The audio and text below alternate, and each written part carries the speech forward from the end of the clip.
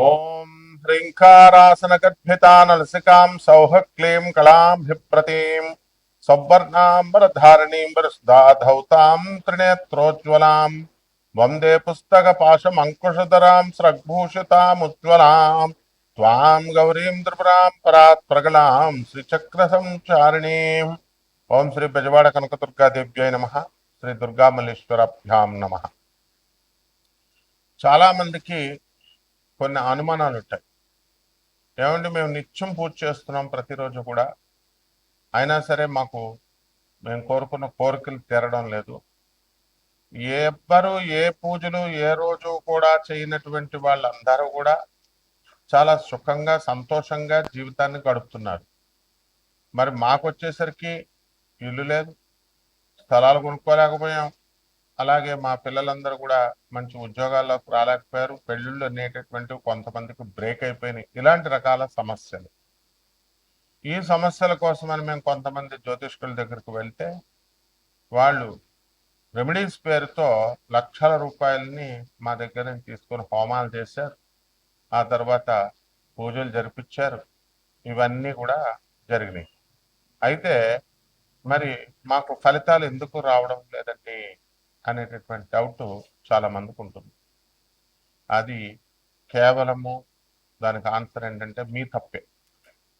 ఎలా అంటే ఎవరు చెప్పరు ఎవరు మంచి గురువులు ఎవరు చెడ్డ గురువులు. మంచి గురువు ఎప్పుడు కూడా నేను మంచి గురువుని అని చెప్పుకోడు, అసలు నేను గురువునే అని చెప్పుకోడు ఆయన.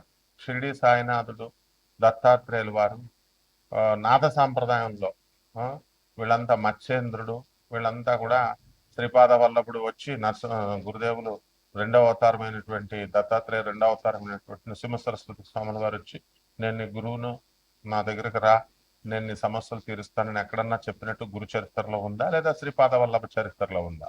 చెప్పు. ఎవర్రా పబ్లిసిటీలు చేసుకుంటారంటే బయట ఏమీ లేనటువంటి వాళ్ళు పొట్టకుట్టి కోసం వచ్చినటువంటి వాళ్ళు పూజారులు, జ్యోతిష్కులు, సాధువులు, పీఠాలు ఆశ్రమాలు పెట్టి సాధువుల కింద ఉంటారు. వీళ్ళు ఎన్నటికీ కూడా ప్రవచనకారులు, వీళ్ళంతా ఎన్నటికీ కూడా గురువులు కాలేరు వీళ్ళు. ఎందువల్లంటే గురువు అంటే ఏంటి? పరమహంస యోగానందుల వారు యోగదా సత్సంగ అధ్యక్షులు, గురుదేవులైనటువంటి మహావతార్ బాబాజీ గారి శిష్యులైనటువంటి లహరి మాసేజ్ శిష్యుడు యుక్తేశ్వర్ బాబాజీ, యుక్తేశ్వర్ బాబాజీ యొక్క శిష్యుడు పరమహంస యోగానందుల వారి శిష్యులు శాంతానందగిరి గారు. ఆ శాంతానందగిరి వారు మా గురువు గారు. వైఎస్ఎస్ రాంచీలో ఉంది. వీళ్ళంతా కూడా మరి అన్ని ఆనంద మార్గ ప్రభాత్ రంజన్ సర్కార్ గారు, తర్వాత ఈ యొక్క రమణ మహర్షుల వారు, మాణిక్ మహారాజ్, వీళ్ళంతా కూడా కలుస్తూ ఉండేవారు. మరి వీళ్ళని యోగులు అనాడా, వీళ్ళని గురువులు అనాడా? మరి అలా కాకుండా మీరు ఎవరి దగ్గరికి వాళ్ళ దగ్గరికి వెళ్ళి సమస్యలు పరిష్కారాలు చెప్పమంటే వాళ్ళ బ్రతుకులే వాళ్ళకి స్టాండర్డ్ లేదు, వాళ్ళ జీవితాలే వాళ్ళు సరి చేసుకోలేకపోతున్నారు. మీకేం చేస్తారు? పరమహంస యోగానందులు వారు మాత్రం క్లియర్ గా చెప్పారు what is the definition of a guru అని. A guru should be designated by the God. భగవంతుడు డెసిగ్నేట్ చేయాలి, గురువు కింద నియమించాలి. ఇప్పుడు సర్వజ్ఞ పీఠం ఉంది, జగద్గురువులైనటువంటి ఆది శంకరాచార్యులు వారు వచ్చారు. ఆయన గురుదేవులుగా సాక్షాత్ పరమశివుడు కాబట్టి సర్వజ్ఞ పీఠానికి గురుదేవులుగా డెసిగ్నేట్ చేశారు. ఇప్పుడు మా గురువు గారు భారతీ తీర్థస్వాములు వారు ఉన్నారు. ఈ వాజ్ డెసిగ్నేటెడ్ ఇన్ 1989 ప్లాంటిఫ్ ని ఆయన ఆ సర్వజ్ఞ పీఠాన్ని అధిరోహించారు. వారు జగద్గురువులు. అలా అండ్ ఆ గురువు పరంపర నుంచి రావాలి. అంటే ఇప్పుడు మనం ఒక పూజ చేస్తాం, ఆ పూజ చేసినప్పుడు దానికి ఫలితము ఆ గురుమండల వ్యవస్థ నుంచి రావాలి, దట్ సిస్టమ్ నుంచి రావాలి. వీళ్ళకేమొస్తాయి? ఇప్పుడు వీళ్ళు మామూలుగా పాపం ఏదో దండం పెడతారు, వాళ్ళు కూడా పాపం ఏదో దండం పెట్టించుకుంటారు, ఆయురారోగ్యాలు ఉండాలని చెప్పి ఆశీర్వదిస్తారు, అంతవరకే చేయగలుగుతారు. కానీ ఆశీర్వాదం ఫలించాలంటే వాళ్ళకు వాక్ సిద్ధి ఉండాలి, సాధన బలం ఉండాలి, డిజిగ్నేటెడ్ బై గాడ్ అయి ఉండాలి వాళ్ళు. ఇవన్నీ ఉండవు.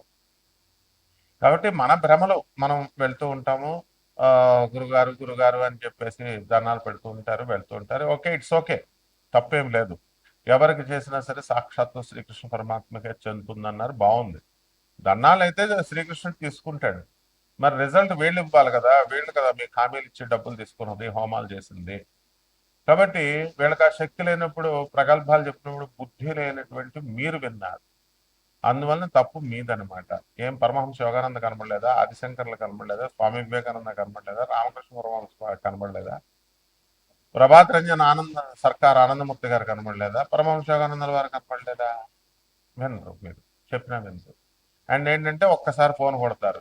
అక్కడ వాట్సాప్ ఓన్లీ అని మనం పెట్టినా సరే నాయన ఆ, మీరు ఖచ్చితంగా ఫోన్ కొడతారు.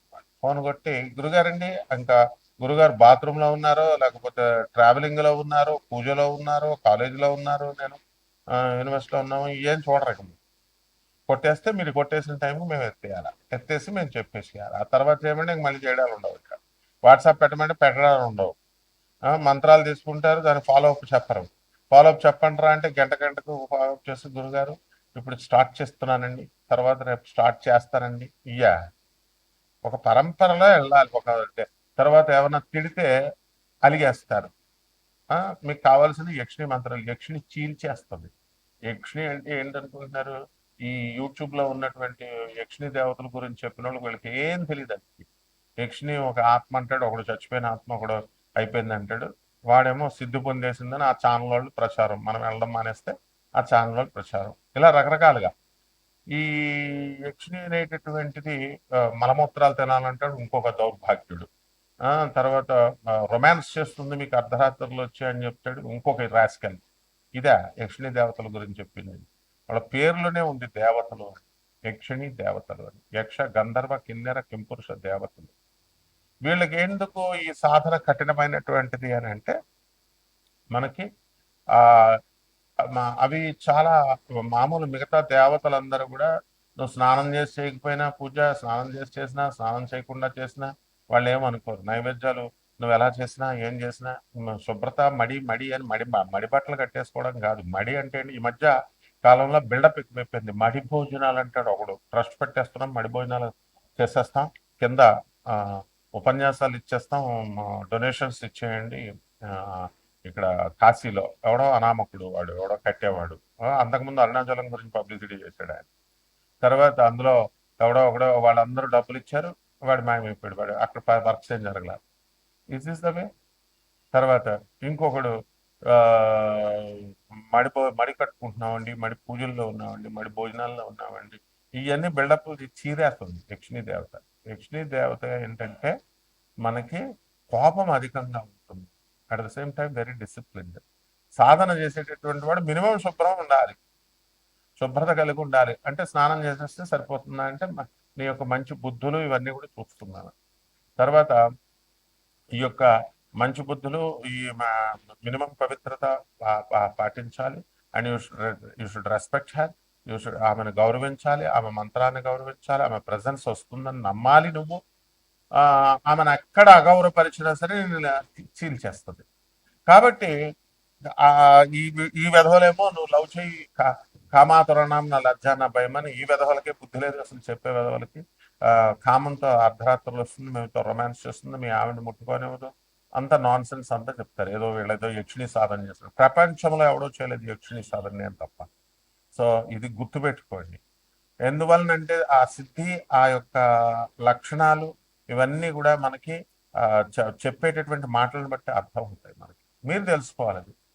సో అటువంటి యక్షిణి మాతం దగ్గర మీరు డిస్రెస్పెక్ట్ ఇవ్వకుండా, ఆ, తర్వాత ఆమె పట్ల అగౌరవంగా ప్రవర్తించకుండా, అసభ్యకరంగా ప్రవర్తించకుండా, ఆ, ఇలా మీరు చేసుకున్నప్పుడు తప్పకుండా ఆమె ఆ, భౌతికమైనటువంటి వరాలను ఇచ్చేటటువంటి దేవత కాబట్టి అద్భుతమైనటువంటి డబ్బుని సంపదని ఇస్తుంది. ఇంకా కొంతమంది దశమహావిద్యలు నేర్పండి అంటారు, నేర్పేయడమే ఇదేంటి, ఏమన్నా ఫిజిక్స్ కెమిస్ట్రీ మ్యాథ్స్ ట్యూషన్ ఇస్తే వచ్చేసేది. ఐఐటి ఇచ్చేస్తామని చెప్తారు నారాయణ శ్రీ చైతన్యం, లేదా ఐఐటి సీట్లు వీళ్ళ చేతుల్లో ఉన్నట్టు మేము ఇప్పించేస్తాం ఆకాష్, ఐఐటి ఫిడ్జి అంతా. ఐఐటి చేత వాళ్ళ వాళ్ళ కౌన్సిలర్లు చెప్తారు ఐఐటి ఇచ్చేస్తామండి డైరెక్ట్ సీటు. అసలు MRPTC act, monopolies restrictive trade practices act ప్రకారము ఎవరైతే గ్యారంటీ ఇస్తారో వాళ్ళ బొక్కలో వేసేయచ్చు అనమాట. ఇవన్నీ తెలుసుకోవాలి మీరు. అలాగే ఈ యొక్క దశమహావిద్యలు ఇచ్చేయండి, దశమహావిద్యలకు మీరు డిసిప్లిన్ రావాలా, తిడితే మీరు పడాలి, గురువుకే ఎదిరిస్తారు మీరు, డేట్ ఆఫ్ బర్త్లు చెప్తారు చెప్పేసేయండి ఫోన్లో అంటారు, ఇవన్నీ కాదు. అలాగే కోటాను కోట్ల మంది కామన్ ప్లాట్ఫారం మీద చెప్పబడేటటువంటి రాశులు ఇవి. కాబట్టి రాత్రికి ఒక దౌర్భాగ్యుడు నాకు ఫోన్ చేశాడు.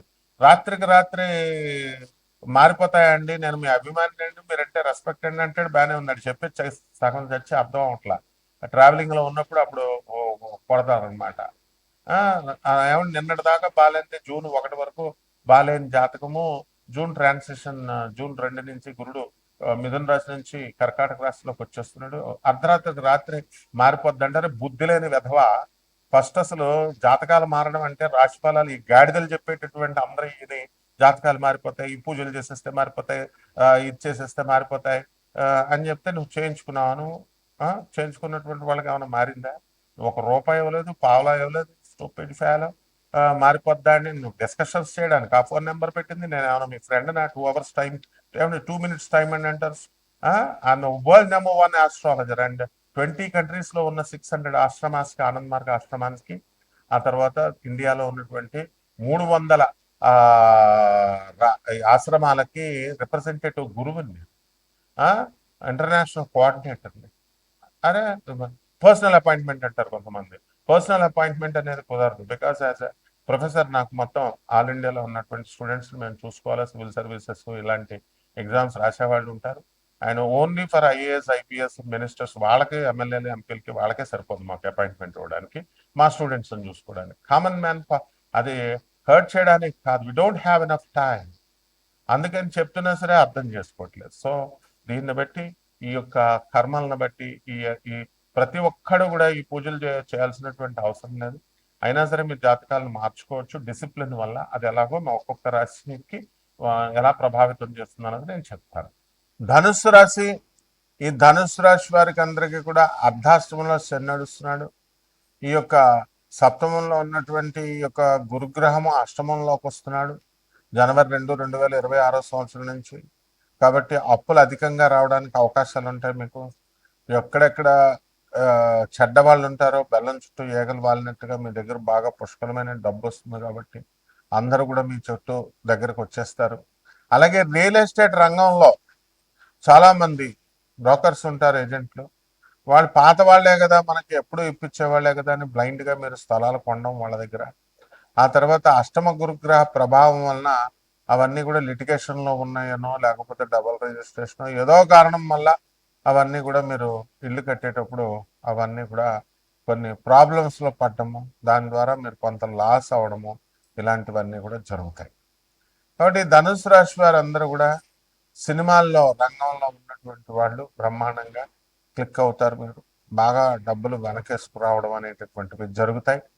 అలాగే వివాహం కావాలనుకునేటటువంటి కామన్ ప్రజలు, వాళ్ళకి వివాహం కోసం మరికొంత సమయం వెయిట్ చేయాల్సినటువంటి అవసరం ఉంటుంది. పిల్లలంటే చాలా సరదా పడేటటువంటి వాళ్ళకి అందరికి కూడా పిల్లలు వెంటనే పుట్టేస్తారు. కాబట్టి ఈ యొక్క గురుగ్రహ ప్రభావం వలన మనకి అనేకమైనటువంటి మార్పులు జీవితంలో జరుగుతూ ఉంటాయి. ఇళ్ళ లేనటువంటి వాళ్ళు ఇల్లు కొంటారు, స్థలాలు లేనటువంటి వాళ్ళు స్థలాలు కొంటారు. అయితే చేతిలో రూపాయి ఉండదు. ఎలా వస్తుంది అంటే బంధువులు, మిత్రులు వీళ్ళందరూ కూడా ఏదో రకంగా మీకు సహకరించడం అనేటటువంటిది జరుగుతుంది. అదే ఆశ్చర్యకరమైనటువంటి విషయం అన్నమాట. కాబట్టి ఈ రాశిలో ఉన్నటువంటి యువతి యువకులు చదువుకుంటారా బాబు అని కాలేజీలకు పంపిస్తే వీళ్ళు ప్రేమ వ్యవహారాల్లో కొంతమంది ఇరుక్కొని ప్రేమ పెళ్లిళ్ళు చేసుకోవడానికి అవకాశాలు ఉంటాయి. అదేవిధంగా ఈ యొక్క రాశి వారందరూ కూడా వ్యాపారాల్లో, కిరాణా వ్యాపారము, బట్టల వ్యాపారము, ఫ్యాన్సీ వ్యాపారము, హోల్సేల్ వ్యాపారాల్లో బ్రహ్మాండంగా వీళ్ళంతా కూడా లాభాలు తీయడం అనేటటువంటివి జరుగుతాయి. అలాగే ఈ రాశి వారందరూ కూడా చక్కగా మనకి ఈ రిటైల్ బిజినెస్ లో బ్రహ్మాండంగా సంపాదించడం అనేటటువంటివి జరుగుతాయి. కొత్త కొత్త ఆభరణాలు కొంటారు, నూతన వస్త్రాలను కొంటారు, నూతన బంగారు ధరించడము, బంధువులందరితో కూడా ఊళ్ళు తిరగడము, ఇలా మీరు అనేకమైనటువంటి ఇవి జరుగుతూ ఉంటాయి. కాబట్టి ఈ యొక్క అధికమైనటువంటి ధన ఖర్చు కూడా అధికంగా ఉంటుంది. అయితే మన దగ్గర డబ్బులు ఉన్నా లేకపోయినా అందరూ వచ్చి ఇవ్వడం, అప్పులు ఉంచరాబై మన దగ్గర ఉంచు, తర్వాత ఇవ్వు మౌర్య, తర్వాత అని చెప్పి జేబుల్లో చేతులు పెట్టేసి జేబుల్లో డబ్బులు పెట్టేసి వెళ్ళిపోతారు. అంత అద్భుతంగా ఈ యొక్క ధనుస్సు రాశి వారికి మనకి ఉంటుంది. కొత్త కొత్త ప్లాట్లు అమ్మేటటువంటి వాళ్ళు మా దగ్గర కొనలేనని బాధపడేటటువంటి వాళ్ళందరూ కొంటారు.